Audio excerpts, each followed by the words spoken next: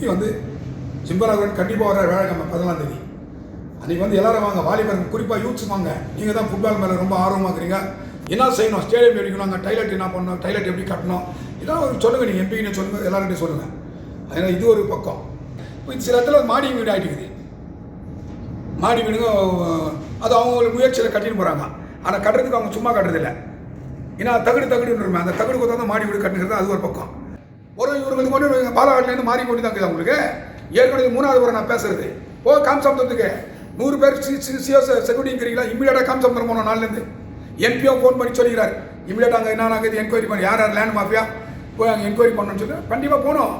நாளையிலேருந்து போகலான்னு சொன்னோம்னா கண்டிப்பாக போராட்டம் பண்ணுவோம்.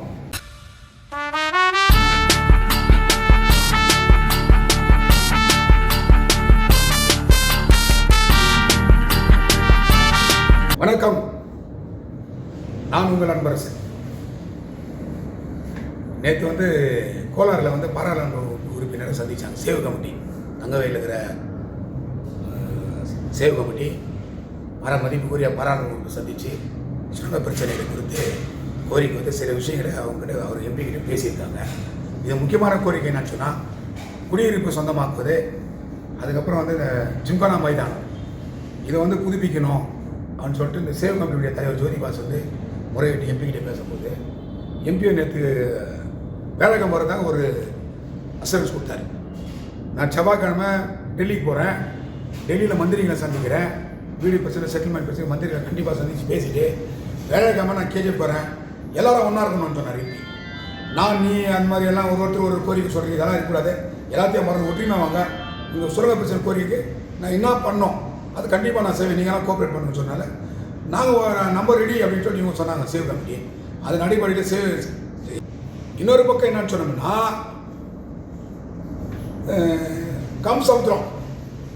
காம்சமுத்திரம் நிறையா முறை வந்து பானிப்பட்ட நான் பிஜிஎம்எல்ல கொடுத்துட்டேன். 2000 ரூபாய் நானே என் ஓன் காசு செலவு பண்ணி கொடுத்துருக்குறேன். எங்கள் பிஜிஎம்எல்ல எல்லா சர்வே, எந்தெந்த சர்வே நம்பரு பிஜிஎம்எல்ல யார் யார் ஆக்குபேட் பண்ணிக்கிறாங்க. எங்கள் பங்கார்பட்டு கான்ஸ்டுவன்சி காம்சமுத்திரம் ஓப்ளி. நான் வந்து அங்கே இருக்கிற யாரையும் பிடிச்சிருக்கிற தப்பாக சொல்ல, ரெவன்யூ டிபார்ட்மெண்ட் தப்பு பண்ணிக்கிறேன். ரெவன்யூ டிபார்ட்மெண்ட் காசை வாங்கிக்கிறேன். 4 ஏக்கர் 5 ஏக்கர் 6 ஏக்கர்னு சொல்லி எல்லாருக்கும் அலாட்மெண்ட் பண்ணிக்கலாம். இதில் ஒரு ஊரே உருவாயிடுச்சு. ஆனால் இன்றைக்கி நம்ம தங்கவேலில் இருக்கிற பிரச்சனை சொன்னால், ஒரு வீடு கட்டணும்னா பிரச்சனை தான், அப்படியே புஷ்ஷுன்னு வருது ஜிப்பு.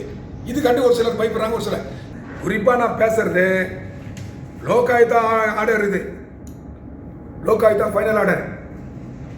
இந்த லோகாயுக்தா ஃபைனல் ஆர்டர் என்னன்னு சொன்னோம்னா, Sujata Tahsildar Bangarpet Taluk has submitted that an appeal has already been filed before the Assistant Commissioner L&D RUC 2423 and the matter is still pending.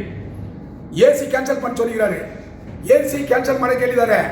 Survey number 43. ಈ ಕೆಜೆಎಫ್ ಪರಿಸ್ಥಿತಿ ಹೆಂಗಿದೆ ನೋಡಿ. 10 ಮನೆ ಸ್ವಂತ ಅವ್ರಿಗೆ ಸ್ವಂತ ಆಗಿಲ್ಲ. ಎಂಪಿನ ಕೇಳ್ತಾ ಇದ್ದಾರೆ, ಹೆಂಗ್ರಿ ಆಗ್ತಾ ಇದೆ ಕೆಲವು ವಿಚಾರ ರೆವಿನ್ಯೂ ಡಿಪಾರ್ಟ್ಮೆಂಟಲ್ಲಿ ಅಂತ ನಿನ್ನೆ.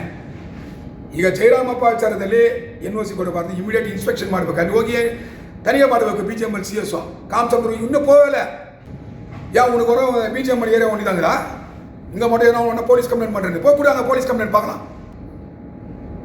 அவங்க கூட காசு செலவு பண்ணி தான் ரெவன்யூ டிபார்ட்மெண்ட் பேர் போட்டு. எப்படி ஆச்சு ரெவன்யூ டிபார்ட்மெண்ட்டில்? அப்போ வீடு மட்டும் இப்போ ஒரு காத்தா பண்ணான்னு சொன்னால் கூட 25 வருஷமாக எங்கே நாங்கள் கத்தினுக்கிறோமே கேச்சப் பேர். காம்சமுத்திரத்தை நான் ஃபைனல் பண்ணுறேன்னு சொன்னேன். நான் பாரு என்ன சொல்லிக்கிறேன்னா, based on the text within selected region of the image, hereby the key details, office correspondent, this is official letter from the Assistant Commissioner of Kolar Subdivision. Last paragraph. Request action, the recipient has submitted authentic document and address to the defense if they wish to avoid unilateral action by the authorities. எல்லாத்தையும் cancel பண்ண சொல்லி காம்சமுத்திரத்தில் ஆகிருந்த குறிப்பாக 43, 59 சொன்னா எவ்வளோ. நான் already எல்லா பானியும் கொடுத்துட்டேன். இதுக்கப்புறம் பொறுமையாக நம்ம இருக்கிற மாதிரி இல்லை. சில இடத்துல நீ இஷ்டத்துக்கு போவேன், சில இடத்துல பூட்டு போடுவேன். நீ போய் அங்கே போய் நின்று பார்க்கலாம்.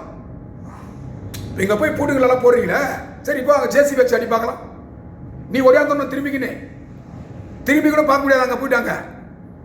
இது நான் இப்போ 3000 ஏக்கர் இல்லை காம்சம். இப்போ 3வது முறை ஸ்டேட்மெண்ட் கொடுக்குறேன் நான். தயவு செய்து பிஜிஎம்எல் நிர்வாகம் சரியான முடிவு எடுக்கணும். இங்கே ஒரு முடிவு, காம்சத்துக்கு முடிவு இல்லை. இங்கே வந்து 10க்கு 20 சொந்தம் ஆகலை.